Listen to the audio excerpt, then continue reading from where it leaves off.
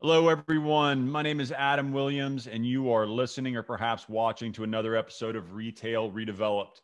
Now, I am very excited to be joined by Bruce Hensley.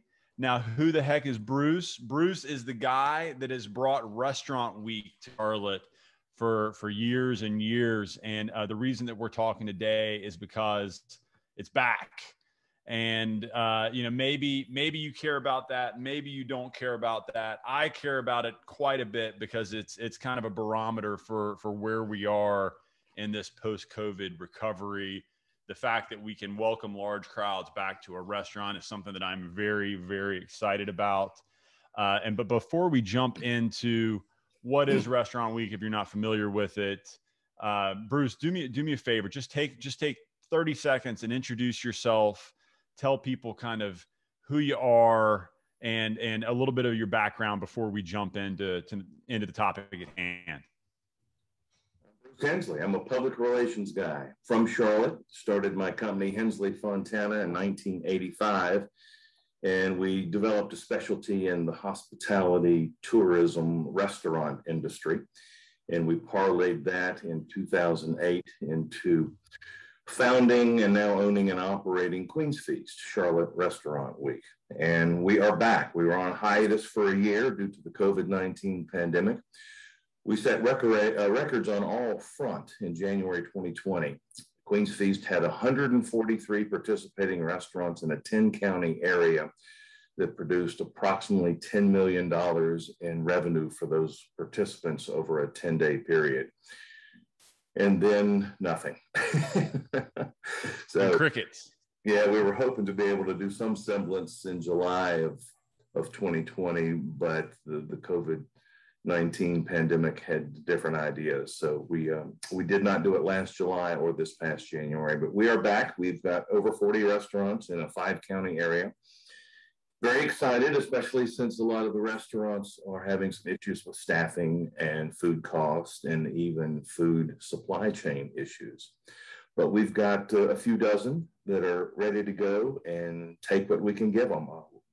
We keep our finger on the pulse of the restaurant industry because we have represented over 50 restaurants in our tenure, doing grand openings and marketing and reopenings and special events and that sort of thing. So we were in constant contact with some of the more famous and robust restaurateurs in the marketplace.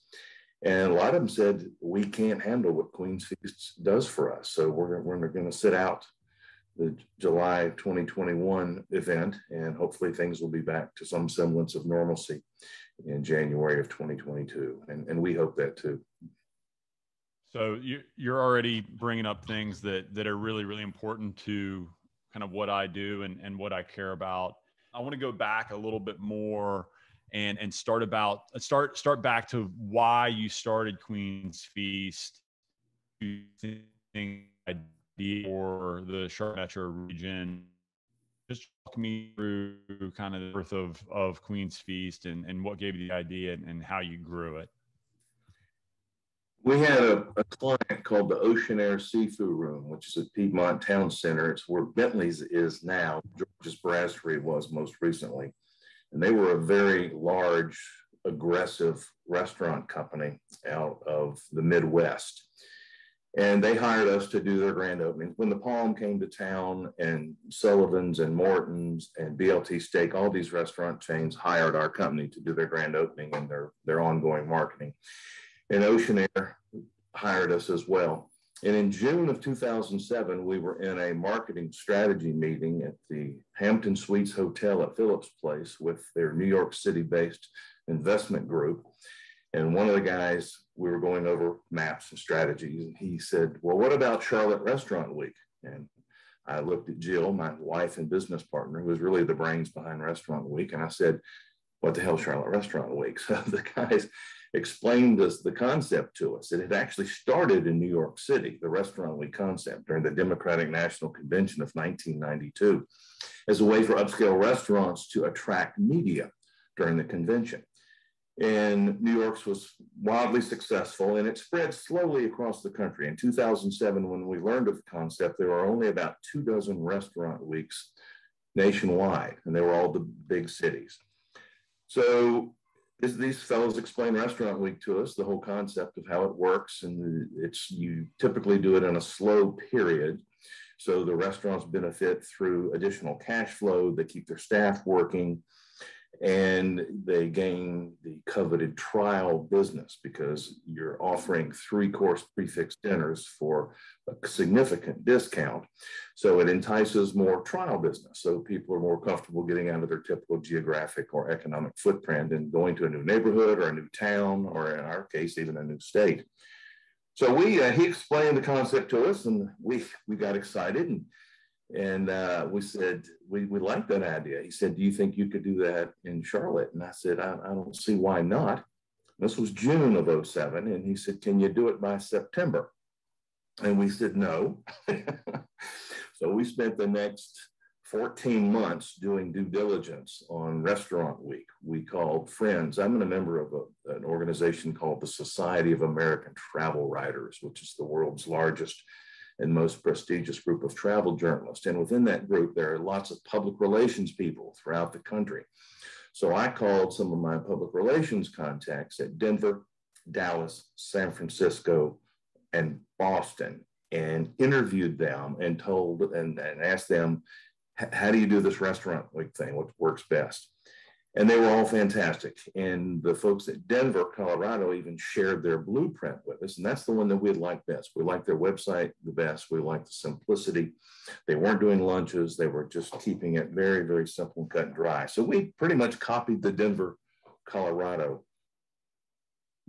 mode. And it was pretty darn successful. The first one we had in July of 2008, we had 42 restaurants in Mecklenburg County only. And then the economic crisis of 2008 hit. Wachovia went belly up, and all of the big companies, the utilities, the banks, the law firms, the accounting firms, they all— no more expense accounts. Right. They all cut their expense accounts. So the restaurants were dying. So we weren't going to do it again. It's an enormous amount of work. And we are for profit, unlike the CVBs that we had talked to, that's often done by a tourism development authority, a convention or visitors bureau, even a chamber of commerce, sort of as a necessary evil. We're a private public relations agency, and we take Restaurant Week very, very seriously, and we molded it into a for-profit venture and sort of did a different mode. But we had to more than triple the entry fee for the restaurants going into January of 2009, and we thought this was going to be our death knell. But they were so hurting and they were so desperate that we went from 42 restaurants to 56. And then in July of 2009, we expanded it to 10 days and went to 72 restaurants, and then it just pretty much exploded from there. And it's a lot of work, and it's a lot of labor. And my wife, Jill, is the brains and beauty behind the operation, and I'm the brawn and the babble. That's amazing. So 2009, you thought was going to kill you. It ended up being, kind of a spark that allowed you guys to grow. Obviously, let's take COVID out of it. You started with 40 restaurants ish. Where did it get to at the peak? It was January 2020. We had 143 restaurants in a 10-county area. We had 6 restaurants in Hickory. Our footprint is 80 miles north to south and approximately 60 miles east to west. So we've got a winery in Rowan County. We've got restaurants in Gastonia, as far north as Hickory, and as far south as Rock Hill. So it's a pretty big footprint, but it's a good-sized market. Yeah, that's so exciting. And I love the idea of what you mentioned earlier, which is getting people out of their comfort zone. I think that's so important, because when I think back to Charlotte, even 10 years ago, 7, 8 years ago, we were a meat and potatoes kind of crowd, right? Like it's a banker crowd. Nobody wanted to break the mold. And the restaurant scene was kind of middle of the fairway. Not to say that you couldn't get good food. It certainly wasn't experimental or avant-garde. And I think things like what you do enable people to take a little bit of risk, right? People don't think about restaurants as being a risk, but it is. I mean, it's very easy to stay at home and cook your favorite meal that you know how to make 10 times out of 10. The money portion is important to many people. So you give the opportunity to go out and spread your wings a little bit, which I love. And I love the idea that you're, in my world, trade area is very, very important. And I love that you're able to kind of artificially expand trade areas, even if it's only for a couple weeks. I think that's really exciting because, to think of somebody from Hickory coming down to, Huntersville or Mooresville when they normally wouldn't, or vice versa, I think is a really, really cool trick. Walk me through how you guys have dealt with. Obviously, you're in the same boat as a lot of my friends and clients that are in the restaurant business. You're forced to completely shut down. I'm sure you thought about hanging it up many times, but obviously, very exciting to know that you did not hang it up, and you want to build this thing back. Walk me through that kind of mental process and how you guys came to the decision to keep it moving. Well, we never thought of hanging it up. It's a good thing. It's good for us. It's good for the restaurants. It's good for the dining public. So it's clearly a win-win-win situation. We just had to ride out COVID. Fortunately, we have other accounts that kept us afloat. We've been working with Autoville Car Wash since 1999 and their sister company, Halco, which puts other people in the car wash industry. So we've been busy with them. We had a distillery that went from making liquor to hand sanitizer that hired us for a project. So we just sort of plugged along and cut 10 weeks of travel and cut expenses and didn't go out to eat. But we knew it would come back, and we know it's going to come back, and I think it'll come back bigger than ever. One thing to your point that you mentioned earlier, you said Charlotte is a steak and potatoes town. That's a great point. Before the Great Recession of 2008, Charlotte had 2 Ruth's Chris, 2 Mortons, a Palm, a Sullivan's, Fleming's, Chima, Capitol Grill, Del Frisco's, and McIntosh's, in addition to a litany of other locally owned steak and chopped houses. A lot of steak. Yep. And back to the Ocean Air Seafood Run, the greatest shame, I think, is the demise of that, because they were the Del Frisco's of seafood. They put that sort of effort into it. And working with them, I learned more about the procurement, delivery, and preparation of ultra fresh fish than I had the previous 25 years. And it struck me funny that people were not hard pressed to spend $35 or $40 for a piece of steak, but they wouldn't do it for a beautiful piece of fish that was literally swimming off the coast of Hawaii yesterday. That's how their supply chain worked. They talked with boat captains. It was an amazing operation. And we're so glad that they informed us of what Restaurant Week is, because that was our impetus. That was our springboard to take it. So, and we're back. That's so cool. So walk me through what people should expect.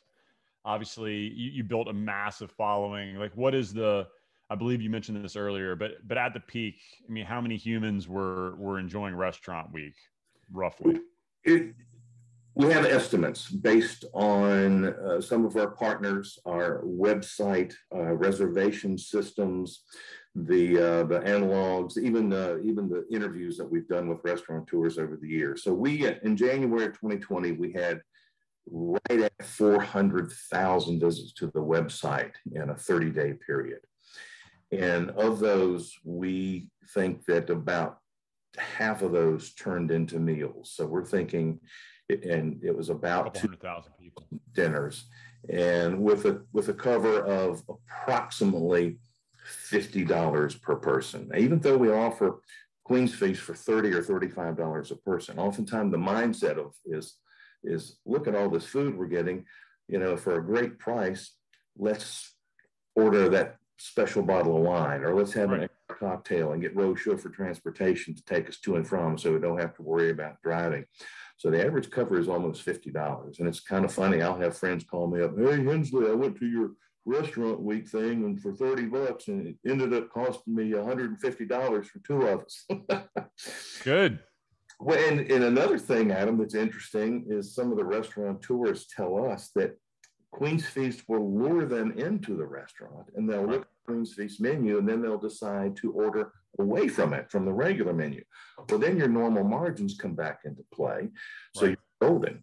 And oftentimes they'll say, well, let's get an appetizer for the table, or let's get an extra dessert. So they're going away from that.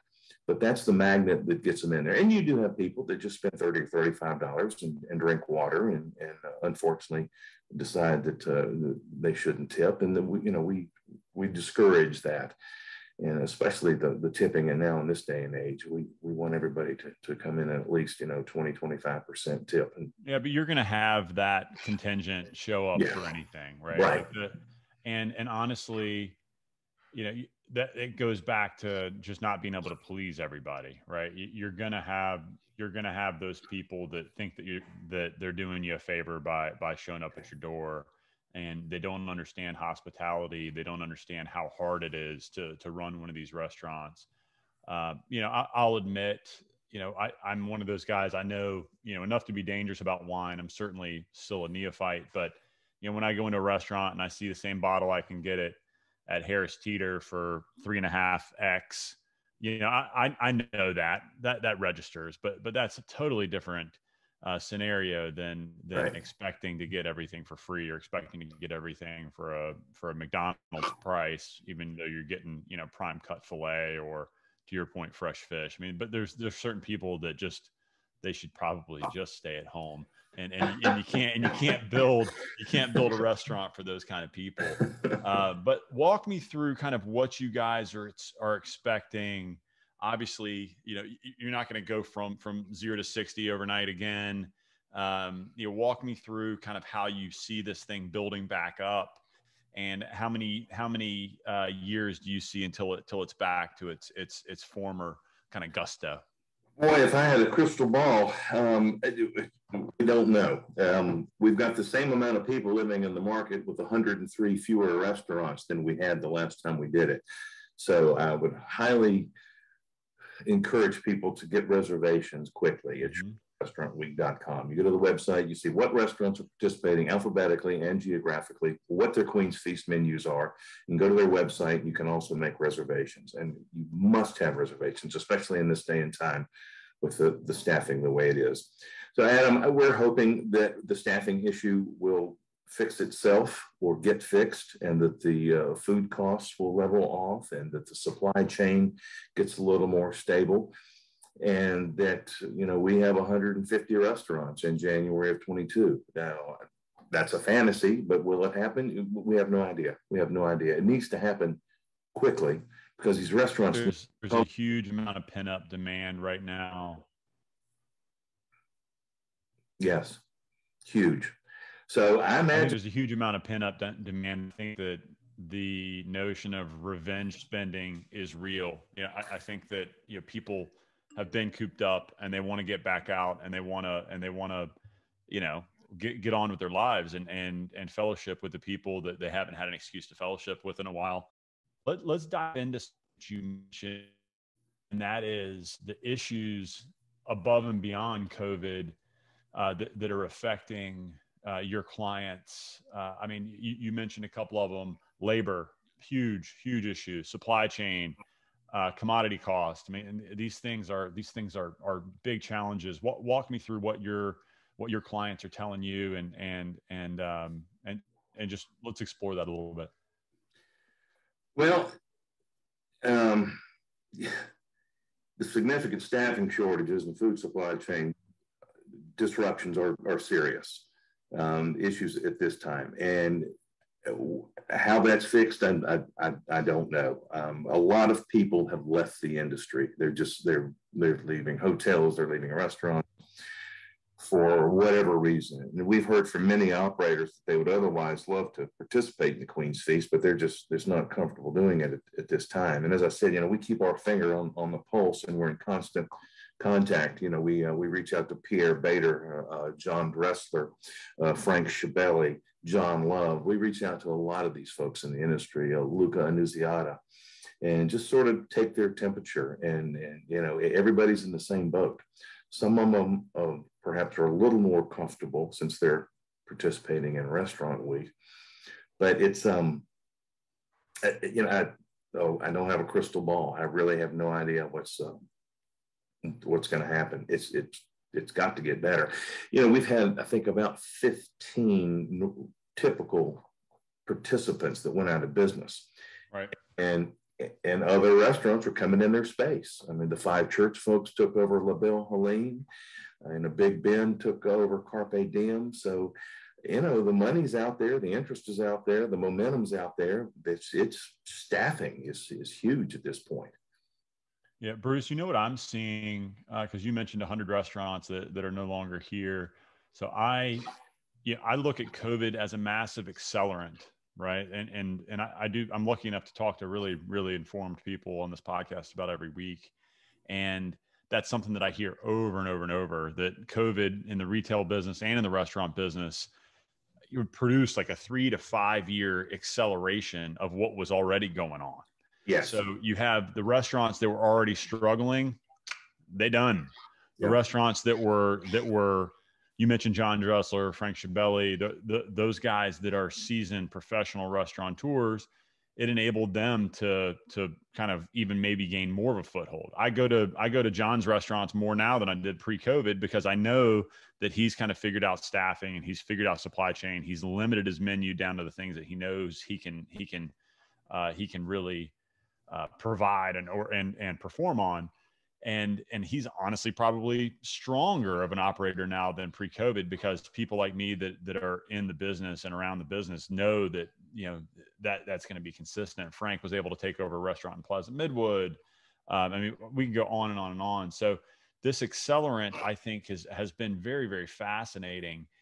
And I am very curious to know how that's going to play out over the next 6 months as this recovery continues to kind of evolve. I think that being able to use the staff you have in a more calculated way to trim labor and to be really creative with solutions. Maybe it's online ordering or online paying. Maybe it's it could be many things. I'm not an operator and I'm not smart enough to figure that stuff out, but as maybe a lasting change that's going to present itself after everything kind of shakes out. I equate it to the stock market making an adjustment. You know, it always bounces back, and I think the restaurant industry will too. I think they're going to have to pay their staff more. They're going to have to look at their business models. Food costs will go up. But those are my thoughts and predictions. So, but it will be back. I think it'll definitely be back, and I just hope it's January. That's right. I do as well. So, Bruce, tell people how they can find out more about what you're doing, how they can connect with you, how they can connect with the Queen's Feast, how they can kind of make their plans and give everybody some insight on how they can learn a little bit more. Google my name, Bruce Hensley, or go to hensleyfontana.com. That's the public relations agency website. It's a boutique agency run by my wife, Jill, and me, primarily her. And the Queen's Feast website is charlotterestaurantweek.com. It starts July 16th, runs for 10 days through the 25th. We have over 40 restaurants in the 5 county area serving 3-course dinners for just $30 or $35 during that time. If people go to the website, they can see what restaurants are participating, their location by alphabet, and they're alphabetized, or geography. And you can see what the Queen's Feast menus are, and you can visit the restaurant's website and you can make reservations, which we highly, highly suggest. I would second that. If you're walking into a restaurant right now and you're going to notice empty tables and they're not going to seat you, and you're going to be upset, and Bruce and I have told you a little bit about why that is. Restaurants just can't cope right now, and it's not their fault. I went to a restaurant the other day, and there was a big sign. It was at a beach, so that even makes restaurants more of a challenge. But a big sign out front that says, please be kind to our staff. There's not many of us, and they're working as hard as they can. And I thought that was a really kind of disarming way to kind of put people at ease. Be like, hey, we got who showed up. We're trying. Be nice to our people because they're working their asses off, and we need twice as many of them. So Bruce, before I let you go, I love to just, make a few knee jerk questions, Sure. stream of consciousness, just give me knee jerk questions. I'm not going to make you say one because you're in the business and I know you can't, but give me your top couple restaurants that when it's just you and your wife, you like to go to, the ones that you always kind of find yourself. I mentioned that I'm at Dressler's restaurants all the time. I don't like to tell him that because it gives him a big head, but give me a couple maybe hidden gems that you and your wife like that people outside of the business might not know as well. It all depends on what we're interested in, what we're looking for. We're looking for romance and intimacy and something. Oh, let's keep it PG, Bruce. Let's keep it PG, buddy. Keep it quiet, or do we want sushi? Do we want seafood? Do we want foreign food? There are hidden gems all over this town. We like to go to the local operators and visit Sure. those guys, the Chevellies and the Dresslers. Pierre Bader has Aria and Cicchetti uptown. That's where your good wine prices are, by the way, is Aria uptown. And then uptown has just been killed by this because it's been brutal. Work yet, and the conventions aren't back yet, and the basketball games aren't back yet, and so on and so forth. Of course, that season's over, but it's we have restaurants all over the town that we visit. So yeah, and I don't like to mention too many favorites. Yeah, that was a very. I feel like your attorney gave you that response. that was not what I was looking for. Well, it all depends on what we want. It really does. We're fans of. We like to go where we know some of the people and we know what sort of food and product we're going to get, and that they can see that we're supporting them because they support us. I will say that we always prefer to go to restaurants that are participants in Charlotte Restaurant Week over those that are not. You're voting with your wallet. I get that. Support those who support us. Absolutely. Do you find what feedback do you get from the restaurateurs? Obviously, the restaurateurs love the business and love the traffic. What kind of feedback do you get from people that are with you year in, year out? As how traffic from this week would trend against other weeks that are kind of similar, kind of lulls in the market? What kind of bump do these restaurateurs typically see? Huge bump. That we used to survey them, and we can see what the traffic is on our website and through some of the reservation services, and it's huge.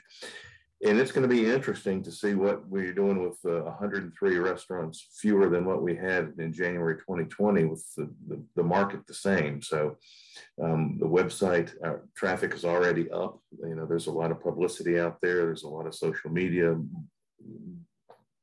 garble and blab and talk about it. And we've had more people sign up for our email database this past month than we ever had before. So it's crazy. We have pretty good followings on social media. So it's those that are participating, bless them. They have the confidence that they can do what it takes to handle it. And they can control it through reservations. They can say, they can throttle it back. Exactly. Yeah. And some of the more astute ones, Adam, will extend restaurant week. Some of them will go for another few days or even another week, just to get that demand, to satisfy the demand. So, our restaurant week officially is July 16 to 25, but you may see some participating restaurants extend that a week or maybe even two. It's happened before. That's awesome. Well, Bruce, I tell you what, nobody's a bigger fan of what you're doing. I think it's so important. And guys, if you're not a big restaurant person, get out there and support these guys. They've had a hell of a ride this last year. And even if everything looks clean and polished on the outside, it's I promise it's like a duck on the water. The top looks very serene, and they're working like hell behind the scenes to keep this thing rolling. And I think people are massively understate the hospitality industry as a whole as kind of a backbone of employment in the country. So get out there and support these guys. Open that wallet and give these guys a little bit of love. And Bruce, thank you so much much for giving people a reason and an excuse to do that.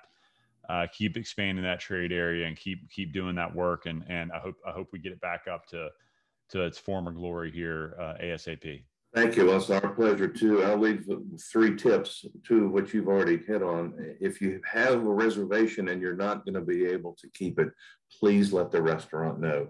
Call them and cancel your reservation, especially in this day and time. Be good to your servers and be patient and be kind. Absolutely. Great advice. That's great advice for life and great advice for Restaurant Week. Bruce, thank you so much. Once again, my name is Adam Williams, and you've listened to an episode of Retail Redeveloped. Thank you.